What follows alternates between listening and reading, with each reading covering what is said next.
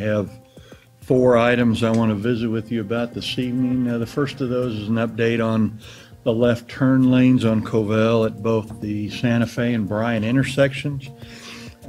Project continues to make good progress. The additional asphalt needed for the turn lanes has now been installed at the Santa Fe intersection, and that work will soon start at the Bryant intersection as well. OG&E has agreed to relocate an additional 4 poles at Bryant that will allow us to install a right turn lane for eastbound traffic turning south.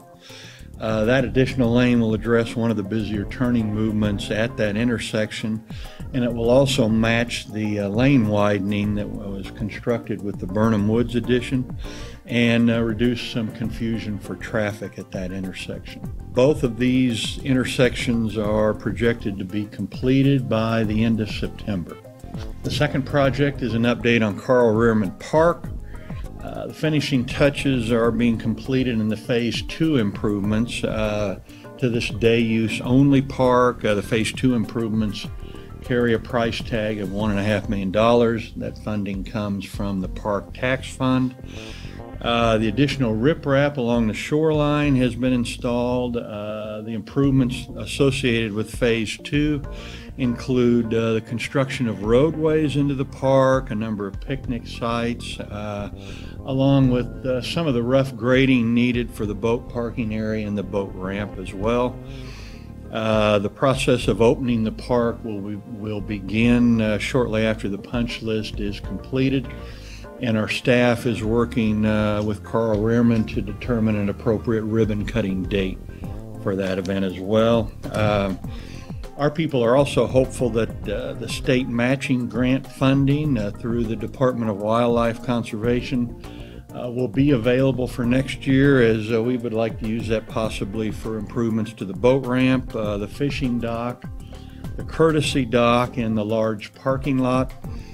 We also anticipate several additional phases to this park development in the next several years as well.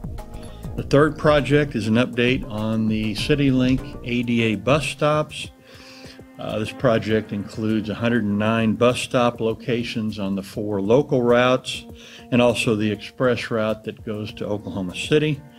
The stops on the 4 local routes have now been completed, and a go-live date has been established for Monday, October 16th. And our PR and marketing department is working on a campaign to inform people and educate them concerning these improvements that will soon be available. The total cost of the project is now around $566,000, all of that coming from the 2000 capital improvement sales tax. In fact, there's an item on your agenda tonight that speaks to that as well. The earlier contract was for $250,000, and virtually all of the additional cost is a result of sidewalk repairs that became necessary as we moved through that project.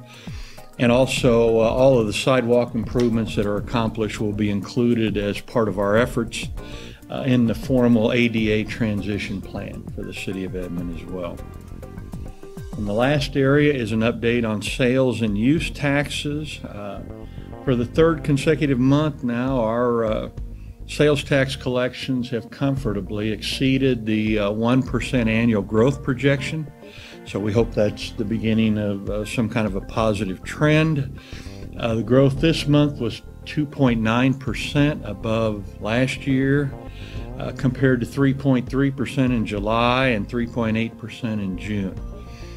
This month also featured an 89% increase in use tax over the previous year, which included 2 very large payments from one-time companies in addition to the significant bump that we received from in recent months from the Amazon payments. Those one-time payments represent specific projects by businesses that do not have a location or are not based in Oklahoma. So again, one of the things we talked about last month in terms of looking at sales tax on a monthly basis was to also include in that discussion of use tax too, because we're talking about a similar revenue. So again, good news on both of those. And with that, Mr. Mayor, that concludes my report.